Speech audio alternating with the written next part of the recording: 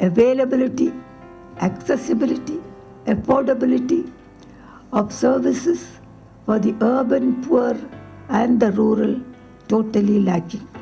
We've got the district and national mental health program, but it hasn't reached these remote areas, nor even the urban poor. We need that very badly. भारतीय पितृसत्तात्मक समाज में मानसिक स्वास्थ्य को शायद ही कभी स्वास्थ्य से जुड़ा एक गंभीर मुद्दा माना गया है, लेकिन इसके बावजूद कई लोगों ने मानसिक स्वास्थ्य की वकालत की और इस मुद्दे पर जागरूकता लाने की कोशिश की। इससे आगे साइकोलॉजी और मनोचिकित्सा के क्षेत्र में पढ़ाई करना, इसमें अपना करियर बनाना आज से दशकों पहले और भी ज्यादा मुश्किल था। 1940 के दशक में केरल की एक युवा मेडिकल ग्रेजुएट इस बात पर दृढ़ थी कि वे एक मनोचिकित्सक। यहीं से मानसिक स्वास्थ्य के क्षेत्र में डॉक्टर शारदा मेनन के लंबे जीवन की यात्रा की शुरुआत हुई। एम शारदा मेनन का जन्म 5 अप्रैल 1923 में बैंगलोर मद्रास प्रेसिडेंसी ब्रिटिश भारत में हुआ था। उनका पालन पोषण एक शिक्षित और समृद्ध परिवार में हुआ था। शारदा को बेहतर से बेहतर शिक्षा परिवार द्वारा दिलाई गई। इनके पिता का चेन्नई में तबादला होने के बाद शारदा अपने परिवार के साथ वहीं चली गई। उसके बाद Christ Church Anglo Indian Higher Secondary School से उन्होंने अपनी स्कूली शिक्षा पूरी की। वुमेन क्रिश्चियन कॉलेज से स्नातक की उपाधि भी प्राप्त की। साल 1951 में शारदा ने मद्रास मेडिकल कॉलेज से चिकित्सा में स्नातक कोर्स पूरा किया। उन्होंने मद्रास चिकित्सा सेवा में शामिल होने से पहले इरविन हॉस्पिटल दिल्ली में भी काम किया। साल 1951 में मद्रास चिकित्सा सेवा में पिट्टापुरम मिशन अस्पताल आंध्र प्रदेश में उन्होंने अपने करियर की शुरुआत की। इसी के साथ उन्होंने एमडी की डिग्री के लिए भी अध्ययन कार्य जारी रखा।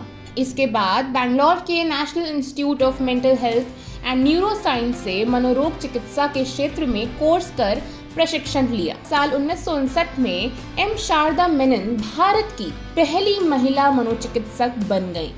शारदा इसके बाद किलपॉफ में मानसिक स्वास्थ्य संस्थान से जुड़ी। ये एक सरकारी मानसिक अस्पताल था। वे 1961 में इसकी पहली महिला अधीक्षक बनी। उनके कार्यकाल के दौरान संस्था ने मनोरोग विभाग शुरू किया। राज्य के सभी जिला अस्पतालों में क्षेत्रीय मनोरोग केंद्र स्थापित किए गए। डॉक्टर मेनन ने चिकित्सा के बुनियादी ढांचे से लेकर मनोचिकित्सक मरीजों के पुनर्वास के लिए बहुत से काम किए। वे जब रिटायर हुई तो उन्होंने 1984 में कुछ समान विचारधारा रखने वाले लोगों के साथ मिलकर सिजोफ्रेनिया और अन्य मानसिक रोगों के साथ रह रहे लोगों के पुनर्वास के लिए एक गैर सरकारी संगठन की स्थापना की। ये संगठन सिजोफ्रेनिया रिसर्च फाउंडेशन के नाम से जाना जाता है। यहाँ डॉक्टर शारदा ने निदेशक के पद पर काम किया। अनेक लोग उनके एनजीओ से जुड़े, स्वयं सेवा की। उनके प्रयासों से एक सकारात्मक बदलाव ये भी हुआ कि हर सरकारी अस्पताल में मनोरोग आउटपेशेंट वार्ड को बनवाना अनिवार्य किया गया। डॉक्टर शारदा मेनन ने मानसिक स्वास्थ्य और बीमारियों के प्रति सामाजिक व्यवहार को बदलने की भरपूर कोशिश की। उनके बेहतरीन कामों के लिए तमिलनाडु सरकार ने उन्हें सर्वश्रेष्ठ चिकित्सक पुरस्कार प्रदान किया। उन्हें international association of social psycho rehabilitation special ward Chennai से भी सम्मानित किया गया। साल 1992 में डॉक्टर शारदा मेनन को भारत सरकार ने पद्म भूषण से सम्मानित किया।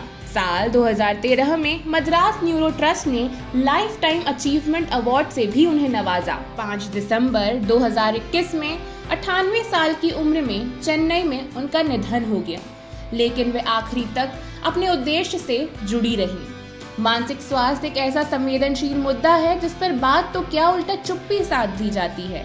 आज जब देश में मानसिक स्वास्थ्य से जुड़ी समस्याएं या बीमारियां बढ़ती जा रही हैं, ऐसे में जरूरी है कि इस क्षेत्र में काम करने के लिए और भी ज्यादा लोग आगे आएं।